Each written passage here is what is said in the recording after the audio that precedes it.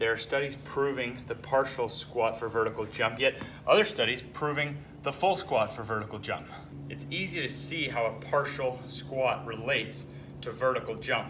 But if we actually look at the two highest jumpers ever relative to how high they jumped versus their height, they were actually the best full knee benders in their sport. And what's of particular interest is that they're now both in their 40s, under 6 foot tall, still dunking, still crazy bouncy. That's because when we gradually progress to full knee bend without ever working through pain, we not only train our muscles actively, we passively train our tendons and our ligaments. So this may explain the modern athlete whose muscles look good, but we're seeing all-time high knee ligament tears because we actually have weaker tendons and ligaments than we should compared to our muscles.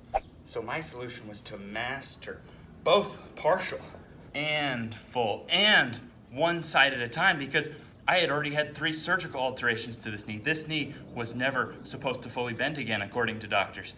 This took me from reaching my 20s, having never once in my life grabbed a basketball rim. Literally, I don't know if he could touch the rim with his fingertips with no basketball or anything else.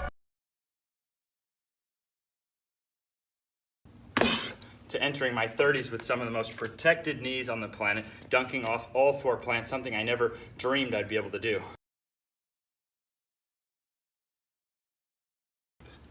I'm even dunking from a full squat, 2 abilities that I didn't possess alone, let alone think that I could even genetically possibly do them together.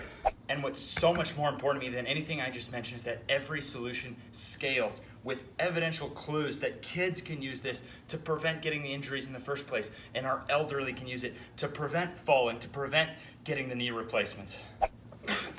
So, partial for short term, full for long term. Because truth is not division, truth is inclusion.